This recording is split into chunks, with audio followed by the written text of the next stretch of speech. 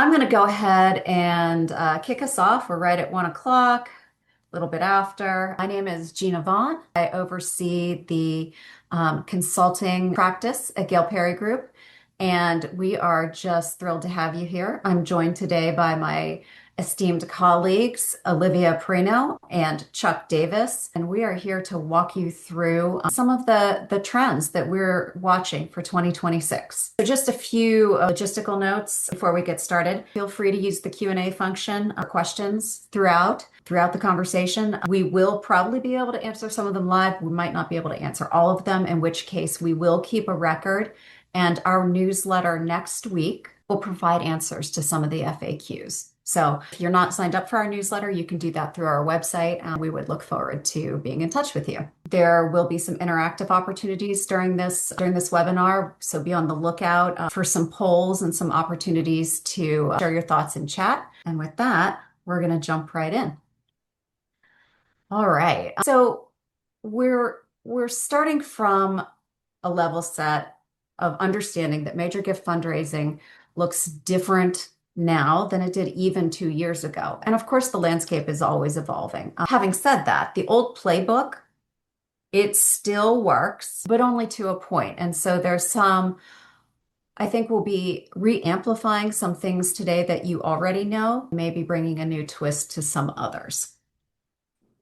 So what we're going to talk you through today are the tax changes that may be impacting donor decision making, and whether or not you're able to capitalize on those is dependent upon your ability to move fast, know your options, know your donors, and move fast. We're going to talk about why fewer prospects are closing more gifts revenue-wise. We're going to talk about stewardship as your competitive advantage. We're going to talk about partnership philanthropy, this concept of co-creation, when it works, how to put appropriate guardrails on it. We're going to talk about next-gen wealth. We've all been talking for years now about wealth transfer, but what we need to remember, it's not just about the money, it's about how these donors are giving. So we're going to dive into that.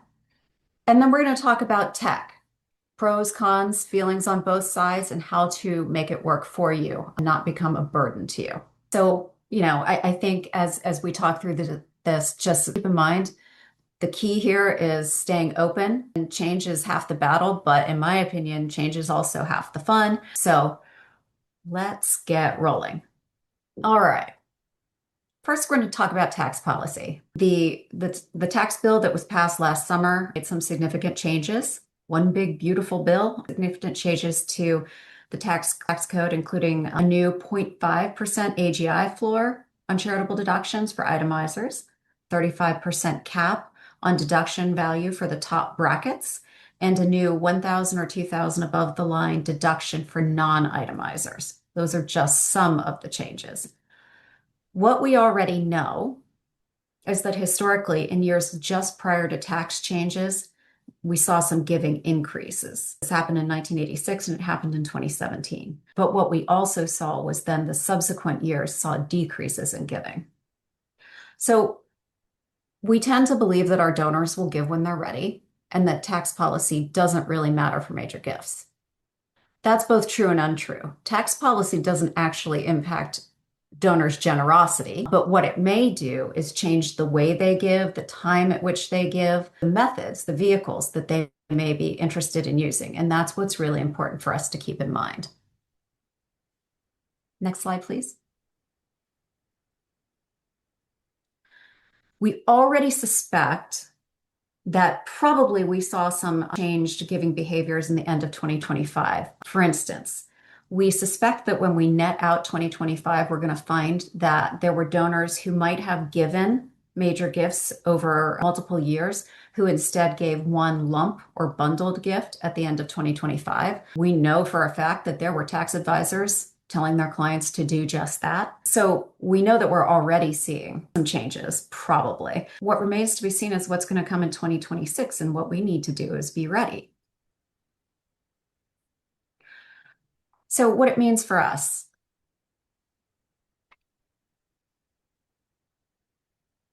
I apologize. Yes, that's the one I wanted. Deep knowledge of donor motivations, the factors that might affect their timing, their philanthropic goals, to the extent that you feel that you can get to know these things, their financial circumstances, and even who needs to be at the table when they make giving decisions. And we'll talk about that a little bit later when we talk about next gen wealth and giving behaviors, because oftentimes nowadays that means for wealth concentration that's still living with older generations, they want to bring the next generation or even the next two generations to the table. And it's really important to know and understand that as we move forward. So the immediate action for all of us as fundraisers is to have your giving options ready to go. And when a donor signals they're ready, you're able to provide the options that meet with their priorities and facilitate them meeting their own philanthropic goals. So we have a case study here, and this is a client of ours who last fall had two separate donors pledge one-time $100,000 gifts. Timing was right in both cases for tax purposes, and they had a very tight, nailed down case for support, had been cultivating, and all of that encouraged their commitment. But the key takeaway here is that the organization was able and ready to step up when their donor was ready, in part because of the anticipated tax changes for 2026. And that was really what allowed them to be successful in closing these gifts. Gina, just to stop you right there, we do have a question of just defining the different types and different vehicles of giving. Sure. So we could be talking about estate gifts of various kinds, right? We could be talking about donor advised funds. We could be talking about required minimum distributions from retirement accounts. That's huge because you're going to pay taxes on those if you don't do something with them. Giving vehicles that are sort of non-traditional and outside the frame of multi-year cash gifts or cash, pledges over 5 years, say. Those types of things, while they're still very important, and of course we all work towards those because they represent a very important source of revenue that makes, that allows us to undertake our mission on a day-to-day basis. Other vehicles are out there that might appeal to donors for tax purposes. And so we thought we would insert a little poll here right now. How ready do you feel when donors signal that they want to move now? Do you have varied giving options available for those who might be seeking interesting or slightly less traditional forms of giving due to new tax laws? And what if you have a donor you've been cultivating for 12 months who calls tomorrow and says, I'm ready? How confident are you that you could put a proposal in front of them immediately that would speak to their own goals? We're going to just give this a couple seconds. And this is just a good moment to reflect, tax policies, that's outside of all of our control. And it's not something new to the world of philanthropy, but what can your organization do to be better prepared for these changes? And that is going to what Gina said of all of these different vehicles of giving. And do you have the right gift policies in place to implement these different vehicles as well? All right, so here's what we have. Do you have varied giving options ready? We have 61% who feel that they do, 39% who feel that they don't, and that's okay because what matters is what you do with the information now. If you've had a donor you've been cultivating for some months who's ready now, do you feel you could have a proposal pulled together quickly? We have 22% yes. I'm sorry. Yeah, extremely likely for 5. Okay, so that's some. 4, maybe not so much, or a little less. 3, 2, 1. Nobody feels that they don't. Almost nobody feels that they won't have the ability to put a proposal together. So that's actually great news. And I think what's interesting about that is that there is, that is quite a big number, 40% who feel that they could do that on the fly. So that speaks a lot to the work that you've done with cultivating your donors and getting to know them. All right. Let's move on to the next section. Sorry, I've got to get the poll off my screen. Okay. Wealth concentration demands focus. This specifically is not new ground for any of us as fundraisers. We all know about the old 80-20 rule, but it's becoming more relevant than ever. And it's really not 80-20 anymore. It's more like 90-10 and depending on who you talk to, it could even be more disparate than that, 95. So let's look at some statistics around why this, that what makes this something we need to be focused on. The global ultra high net worth population is just over 500,000 people, all of whom have a net worth of 30 million or more. Their combined wealth is nearly $60 trillion. North America is home to 41% of those. So when we think about the stats that we hear every year, like Giving USA, we're talking about giving in the US and where philanthropic dollars are going in the US. No surprise that so much of it is moving in the US because 41% of these global ultra high net worth individuals are here. Personal donations by ultra high net worth individuals going back a couple of years, 207 billion, which is over a third of all individual giving globally. So it's really not surprising that somewhere between 88 and 90% of all of nonprofits' philanthropic revenue comes from just 10 to 12% of donors, again, depending on which source you cite. Advanced wealth screening tools for fundraising reports that 90% of a nonprofit's revenue comes from 10% of donors. So again, here we have Bloomerang is reporting 88 and 12. So that's, again, various sources, but a lot of organizations are tracking this. And so we see that gap between who gives and who gives the most and who they are and the number of donors being much wider. Next slide, please. So what does this mean? The nonprofit teams that are winning right now have really made a very intentional decision to go deep as opposed to wide. And we want to be clear that that's not about working less. It's about working more and concentrating effort where it creates very significant return, disproportionate return. We work with a lot of nonprofits, and many of them, as many of us are in the nonprofit world, have small staffs, and we're trying to do a lot with few people, which might mean you end up with a portfolio of 200 prospects. That might be reality, but what we would encourage you to think about is starting to become exceptional with your top 20 or 30, because those are probably the folks that are going to be able to really move the needle for you. Gene, if I could interject there too, just to amplify something you said, the other thing that's important, I think, in this space is to remember to communicate upward. That this is a long-term play. This is not a quick transactional solicit and be done type of activity. This work takes time, and it's important to communicate to your institution's leaders that this strategy is a long-term play and takes time, but it's ultimately worth it. And we're going to talk about that in just a second, specifically because we have a case study from an organization that was involved in our Major Gifts Intensive, and what they did actually implement a change that allowed a gift officer to concentrate and generate more revenue through the top portion of his portfolio by handing off the annual donors, lower level annual donors, to another colleague. And it actually did result in revenue. But what we also want to call out there is that had to be managed with the organization's leadership so that there was an understanding that more isn't always better. We work with a lot of nonprofits that are preparing for capital campaigns, and we have a esteemed colleague who recently retired, but she would always say, you can have major gifts or major gifts program without a campaign, but you can't have a campaign without major gifts. And the reason for that is that there's just an outsized impact from major gifts. And so while we know a lot of organizations expend a decent amount of resources and time trying to expand their prospect pool and chasing capacity where it's not necessarily clear that there's any inclination, and those things aren't inherently bad and might actually yield positive results at some point.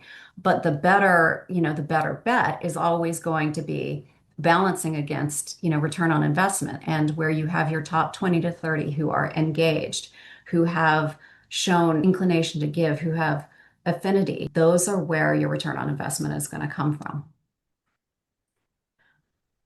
All right, next slide, please.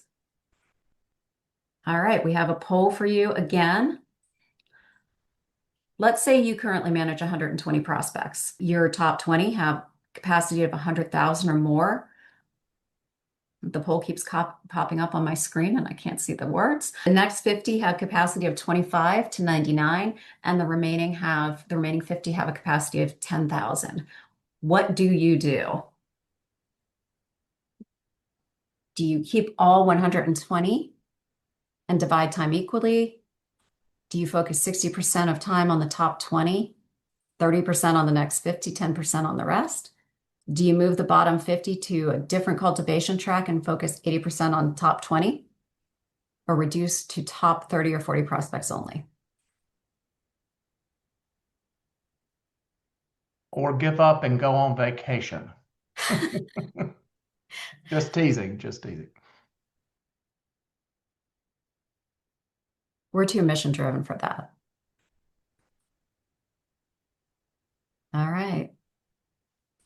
Looks like a lot of divided time focusing on various portions of the portfolio. And I think that's the place most of us would find ourselves. But it is worth thinking about where the return on investment is so that you are in any period of time, say any quarter, you are maximizing what you can legitimately expect to close within a certain period of time and mapping that out so that your focus stays very intentional. All right. So with that, I'm going to turn us over to Chuck to talk about stewardship. Thank you, Gina. So Thank you. the first thing that I'll say in this space is something I think we all have grown up understanding and would know inherently. But it is the fact that your best prospects moving forward are whom? They are your current donors. And I think it's always really important to remember that. And there's a lot of misguided thinking, I think, in this space. Oh, we write lovely thank you notes. Our gift officers call our students write thank you notes to our donors, and we send out a lovely annual report. That those are all good things, and I don't mean to mitigate the importance of them. But that's really only scratching the surface of what you need to do if indeed your goal is to continue to work with those donors and hopefully have them continue to invest in your mission. So we like to think about this as a donor experience that goes beyond the point of gift and thinking about these folks as our strategic partners in delivering our mission and making a difference. Now, my colleague Gina said something in a seminar about 6 months ago that has stuck with me and will stick with me till the day that I die.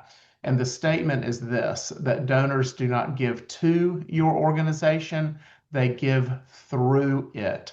And I think that's really important to remember, particularly when we're thinking about stewardship. We are the conduit through which people affect change in the world. And that's really, really important as we think about engaging our prospects and our donors once they've made a gift as a partner in stewardship and impact. Next slide, please.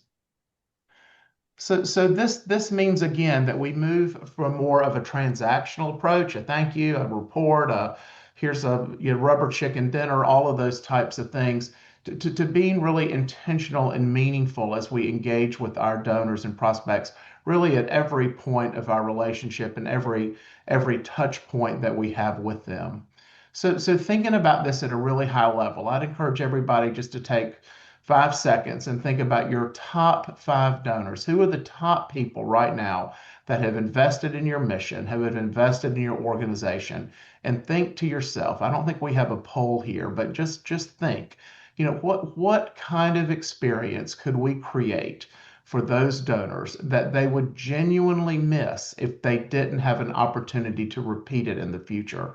And then take some time in the month of March. Hopefully the weather will be a little bit better. It'll be easier to move around for those of us that are in snowy places now.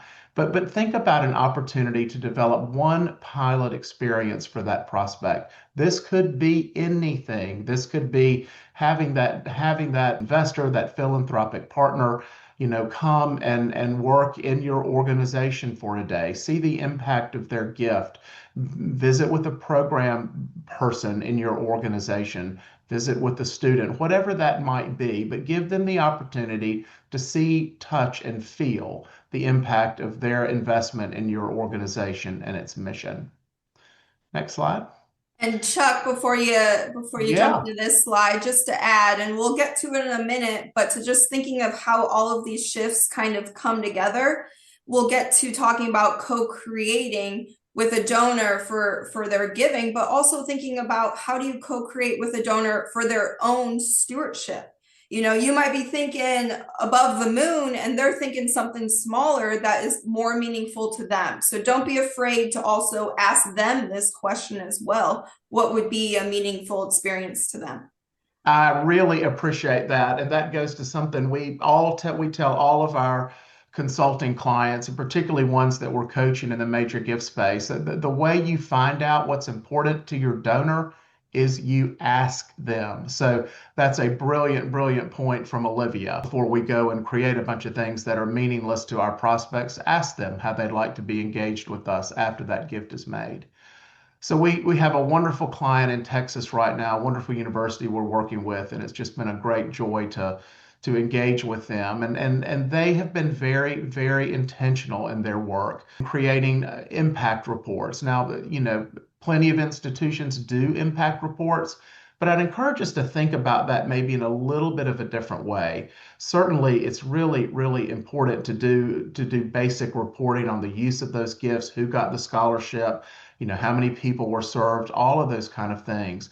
But thinking about that through the lens of intentional engagement. What does that mean? Again, to Olivia's point, how do they want to be engaged? You know, impact reports can be thought about through a lot of different ways. But the whole goal here is to help people understand what their gift has done, what the impact it has had on the organization, and really to think about that through the lens of impact on human beings, even for capital donors, even donors that are giving you major gifts to name rooms and build buildings and all of those things, you know, thinking beyond the bricks and mortar, but what's happening inside that building that can be quantified and articulated vis-a-vis one of these reports. Again, the goal here overall is to make our donors our partners in delivery of mission, not wallets to be opened and for gifts to be made and for people to go. It is quantifiable across the board that when we do this and do it well, our donors give again and they give at higher levels. So it's really, really important. I want to quickly call out, Patty said in the chat that she has a major donor that doesn't want time or organizational money, or well, it says organizational money spent on him.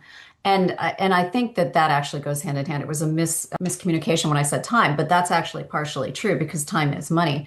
And I think you'll find before you go to the trouble of creating in-depth, written reporting, it would be best to know if the donor loves that because, because honestly, we're all working with, 40 hours a week, usually more, and we need to be sensitive to what we can actually get done and whether it needs to be done. Yeah, thank you so much for that comment. Absolutely, absolutely true. All right, next slide, please. So this again is just something to reflect on. And again, the answer here may be nothing. The answer, well, there is a poll actually incoming. So why don't we put that up there? I'm sorry I missed that. So thinking about upgrading stewardship a bit, what things do you think would make the biggest difference for your donors? And these are just some random ideas here. Impact video calls done quarterly with an update from the program staff. Some type of dashboard, a personal dashboard that might show real-time progress on things that have been funded. Sessions that have been co-created with your donors, where perhaps they help you design new initiatives, or some behind the scenes access, some under the hood looking, if you will, engaging prospects and attending meetings, meeting beneficiaries, those types of things. So let's just take a minute and see what you have to say about that. Chuck, it occurs to me that, well, and Olivia, because you've both worked with this client, we have a client right now who has sort of combined two of these options into they're building a facility, so capital project, video hard hat tours. When they can't take everybody through a building, what they can do is record a hard hat tour and share that with some key folks. And it's a nice way of feeling that, they're giving people a look behind the scenes without actually having to, make all the arrangements necessary to walk onto a construction site. Yeah, great. Thank you. All right. So the interesting results. I think these are kind of split, down the middle a bit. I really like the idea of these video calls. That seems to be getting some leverage here, and besides behind the scenes program access also looks to be pretty popular. Again, this co-creation idea, we're going to go into that in a bit more detail here in a minute. But I do think, based on what we've discussed here today, that the other umbrella to consider here is the donor. And again, to ask them what it is they would like to see, how they would like to continue to be involved, and what metrics and pieces of information are important to them and how they want them to be delivered. So thank you all for that. And I think we can move ahead.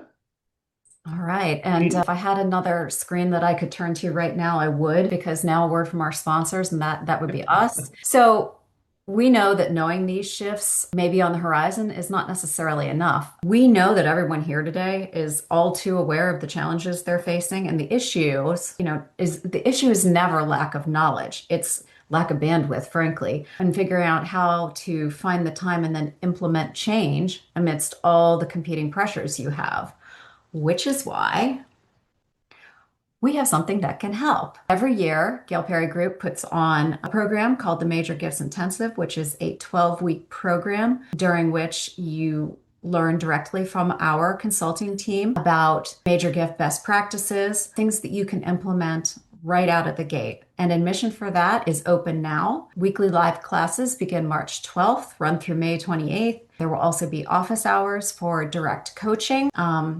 We have options for both teams and individuals to participate, and there is both real-time support and eligibility for CFRE credit. So we would love to see you all join us starting on March 12th. And with that, back to our regularly scheduled programming. And it's And a lot of fun. it Thank is, you. it's a lot of fun. It's a lot of fun.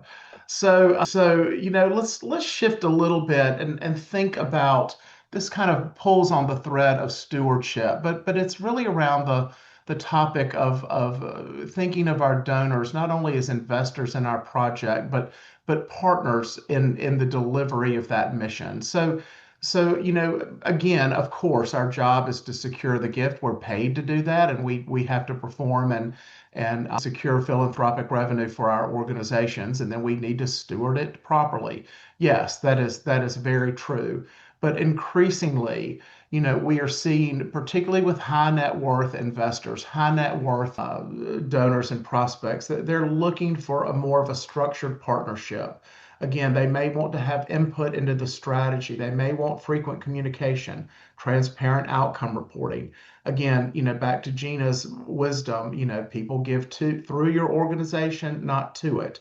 And in that light, it's really important to think as we begin to have discussions with our prospects about gifts that we partner with them shoulder to shoulder in creating gift acknowledgments and gift plans and program plans that reflect their vision, certainly are in support of our mission and aligned with it, but that we're working really closely with these folks hand in hand to create real and meaningful impact for the people that we serve.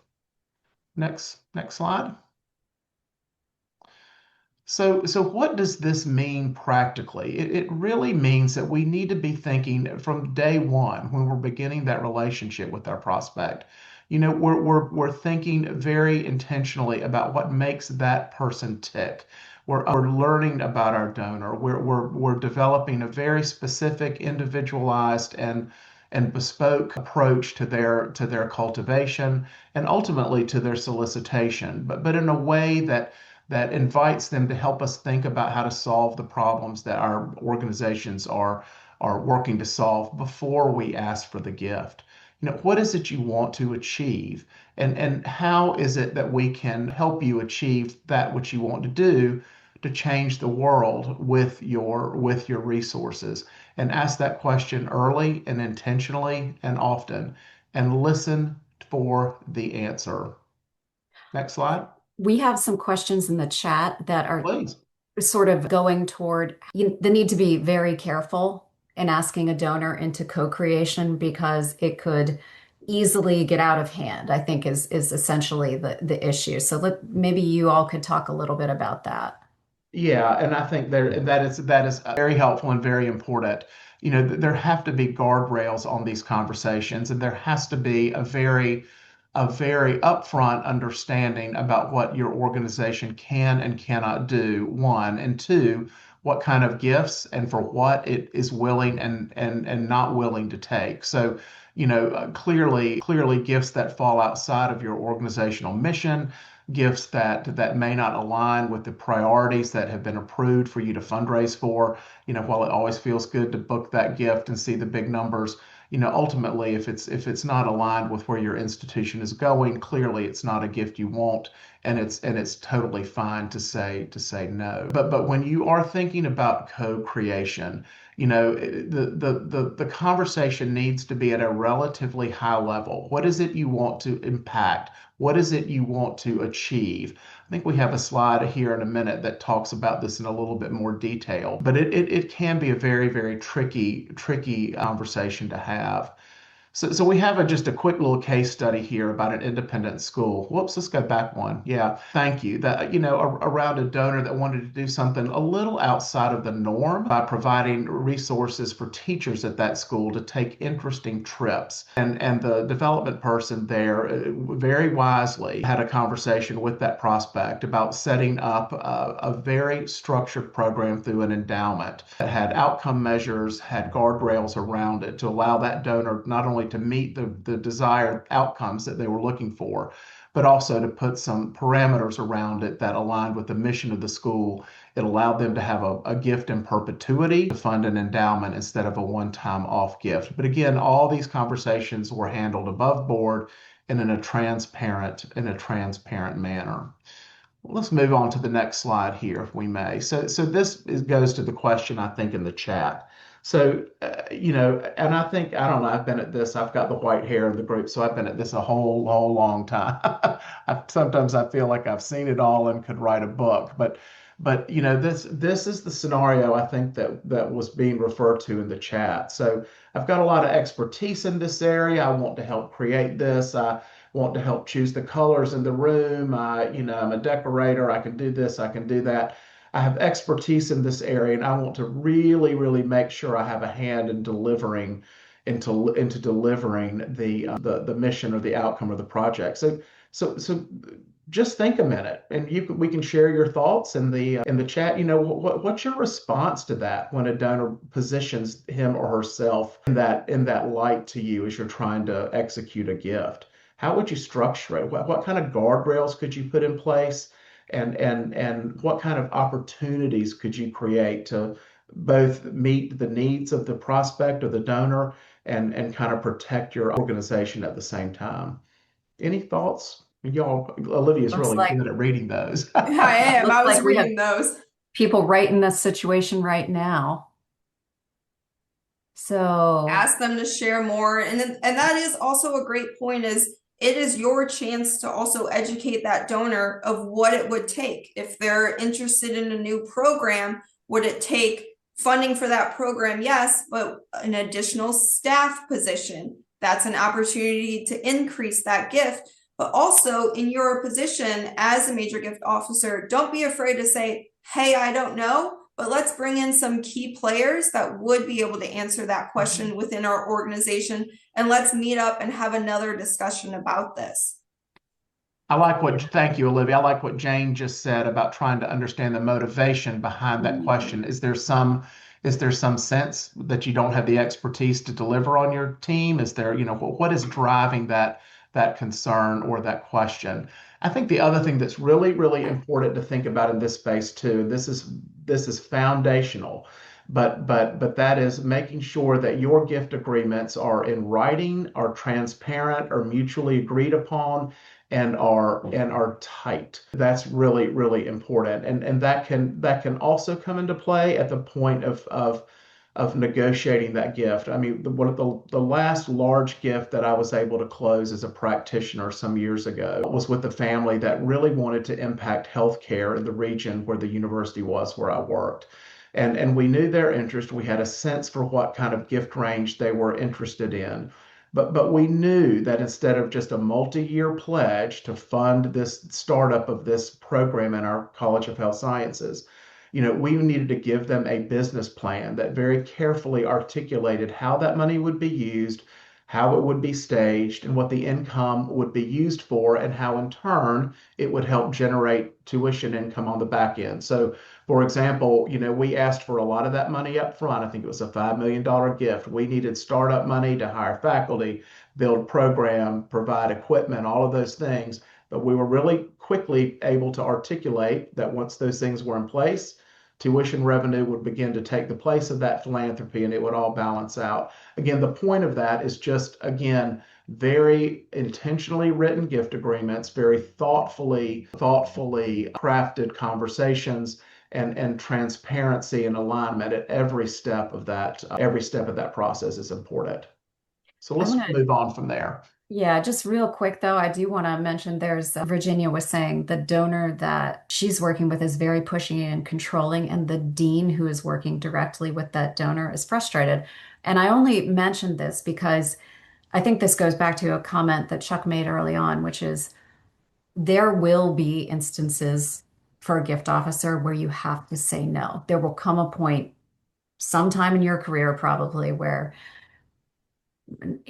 not all gifts are good gifts. And it's something that, it's not a one person decision. It's a multiple person leadership level decision that honestly could impact a relationship, but it's one that you need to explore if somebody's treating team members in a way that's unacceptable, or if they're asking you to or demanding that you do something that isn't mission oriented and actually could have costs associated with it. And I don't just mean financial costs.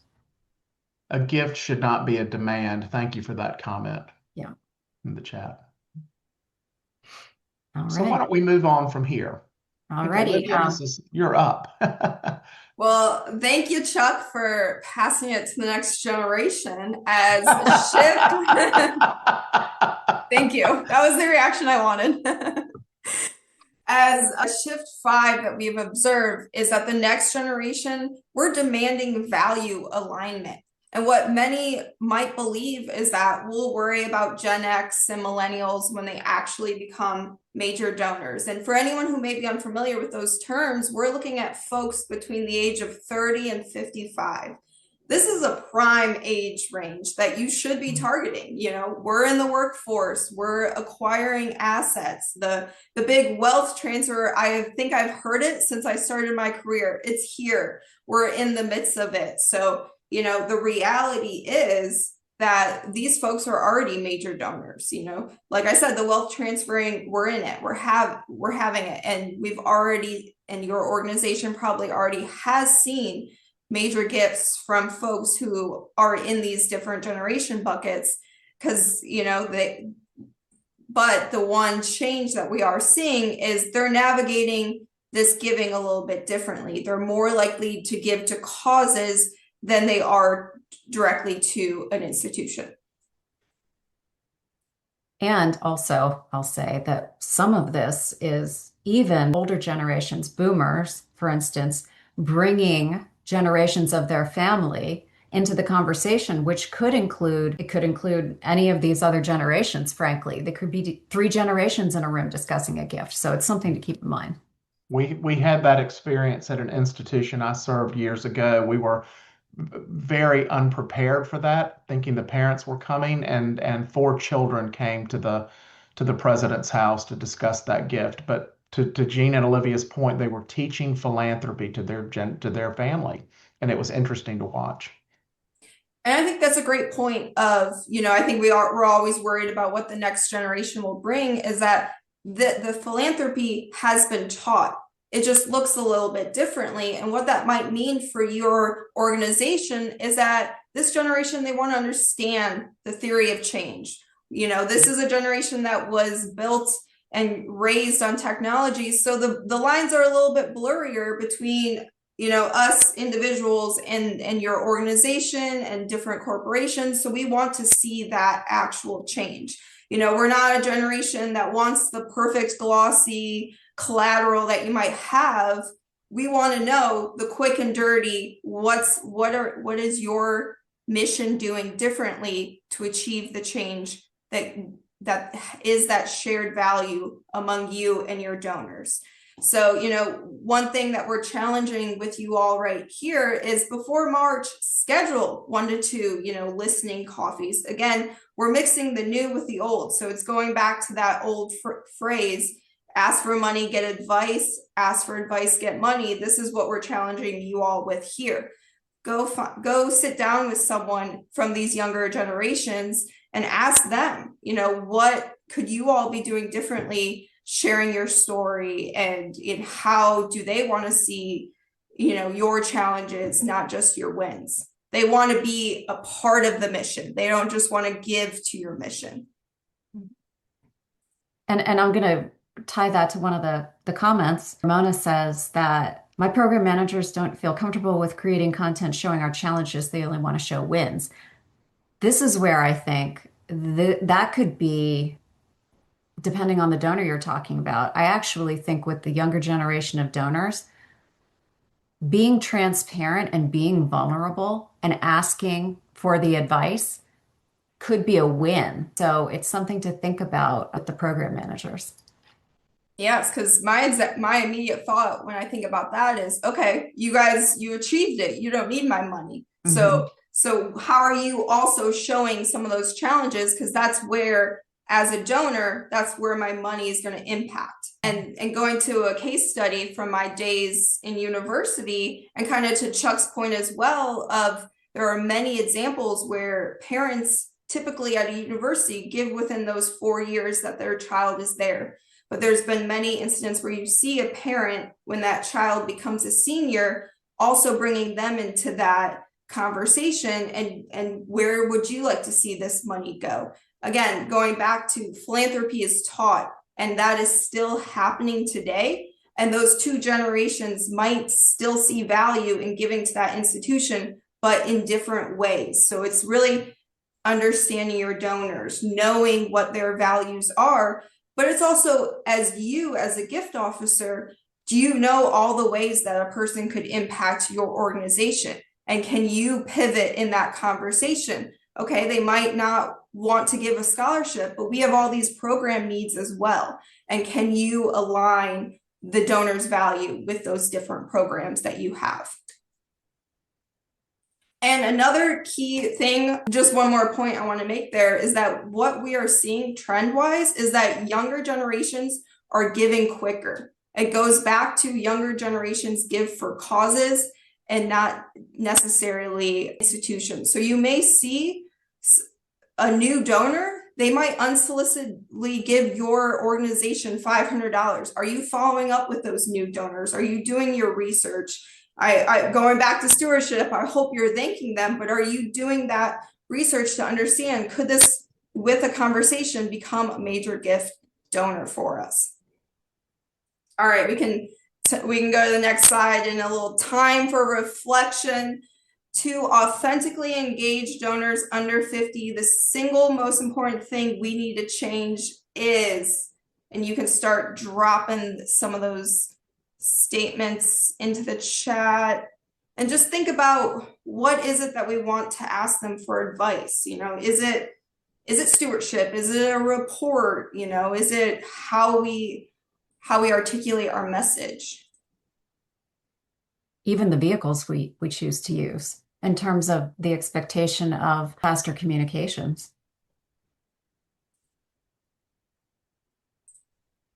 Give it a minute, pulling up the chat now. Talk with them, not to them. That's an excellent point.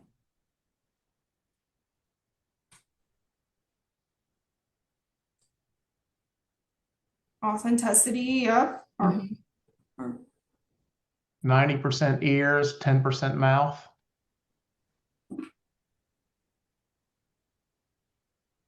It's interesting. I have, as a Gen Xer, I have a Gen Z child. And I got to tell you, that generation has a great inauthenticity detector sort of built in. And I don't know why that is, but they can tell. Must be from having to sort of discern among all the stuff they see on TikTok. Gina, that's where my mind was going. Well said. Well, awesome. Well, you guys, these as we had challenged you a few slides ago to go sit down with some of these younger folks, well, here you got your agenda right here as you're already thinking about it. Awesome. Well, we did save the best for last, so hopefully you're not checked out and checking emails already, but the last shift that we've really observed is letting technology amplify strategy. Now, I know we've got some mixed feelings on the call. AI might be your favorite two letters or your least favorite. And what many might believe is that AI will either save us all or replace us completely. And I really just want to take a step back and think about technology as a bigger umbrella.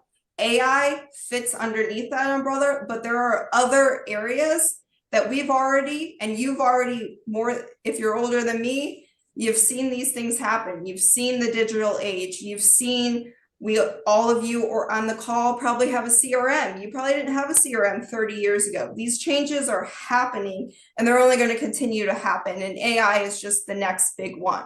So the reality is, it's neither. It's here to make our lives better. And how you find those little areas where that happens is going to be key for your organization. Because at the end of the day, the goal when it comes to technology should be to allow you to spend more time with your donors. That's the end goal.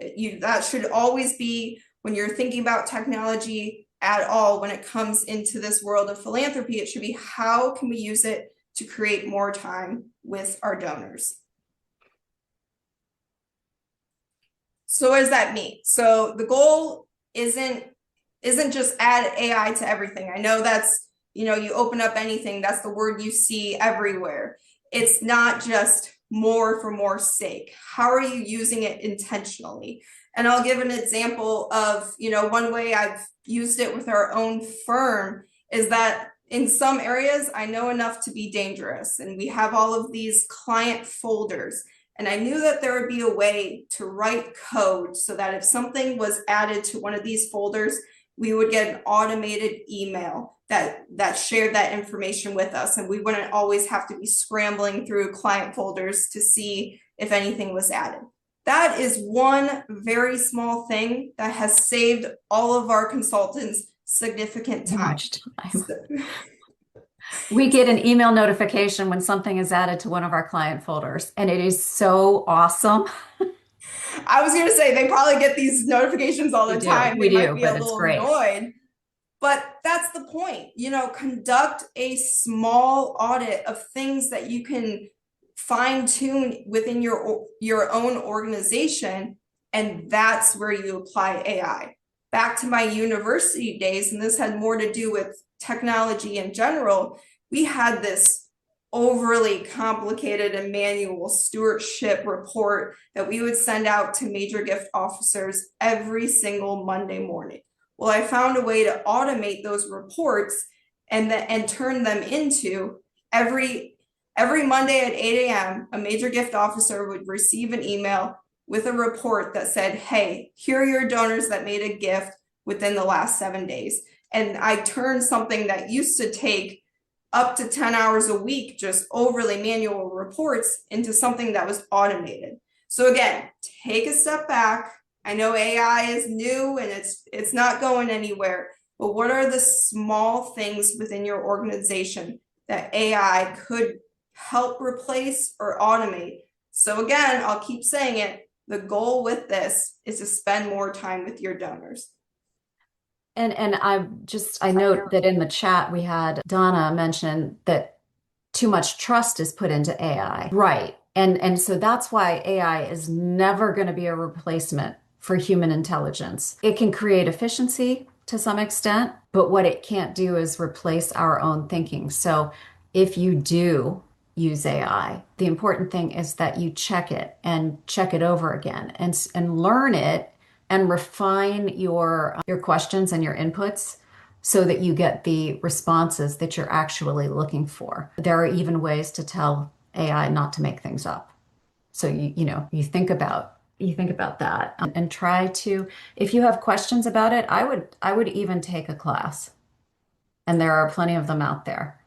And as my Gina, I colleagues think, know, I'm a slow adapter to all of this, very slow. And even I have found great efficiencies in figuring out how to use things like Gemini. So if I can do it, anybody can. yes, thank you. And even to go back to Gina's point, something that we are seeing in the business world that can absolutely be applied to nonprofits is there somebody on your team that should manage and oversee AI? Because whether, in any capacity that you use AI, if your organization is who puts that out into the world, if you have AI write an email and you send it out, it is your organization's responsibility for what that message says. So should there be someone on your team that oversees and manages AI? Which is a question that you all should be bringing back to your leadership. Some fun other case studies that we found out there. I love this one from the Salvation Army. They used AI to determine the best timing to send their emails. I think some of these case studies are just great examples of different ways to use AI. I think we've all are familiar with generative AI and using ChatGPT and refining emails, but there are so many other ways. Look at your CRMs. There are ways to use AI to help with prospect management. Some organizations, we have one we're working with that has an AI gift officer. There are so many ways that you can use AI, and being able to educate yourself. And again, I'll say it again, it's not AI for AI's sake. What are the ways that can actual benefit your organization? Tracy mentioned in the chat that at their institution, they're outlining uses and privacy concerns in AI policy. I think that's so important. So for instance, with us, we work with clients, we work with clients' data. We would never upload, donor names or clients' data without anonymizing. For instance, if we wanted to pull summary data, we would anonymize everything. If we had 25 quotes and wanted to summarize the content, we would pull out names. Those are things we have to think about because, when you're working with other people's privileged data, it's really important to take their privacy into consideration for sure. Okay, one more reflection question we got for you all. How are we feeling about AI? Are you using it in your day-to-day? Do you love it? Are you, cautiously optimistic? You're watching everyone else. I'm your beta tester if you need a soundboard. You've seen enough game changers to wait this one out. How are we feeling, y'all? And Liz in the chat is pointing out that AI does make mistakes and misinterprets information. That is true, which is why you can't ever just say AI draft something for me and then not proof it. You absolutely have to. It's a way to, it's a way to not start from zero. Sometimes, for instance, if you're writing a letter, let's say, but it can't, as Anjali, I hope I'm saying that correctly, it can't replace the human experience. AI is a collaborator. It's not your crutch. It goes back to, asking the question, should there be someone on your team that oversees AI? Just like there's probably someone on your team that oversees your CRM.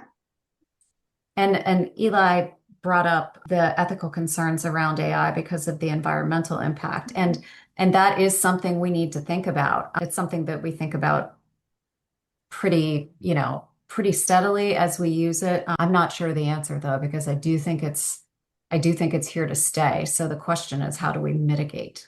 I hope we can.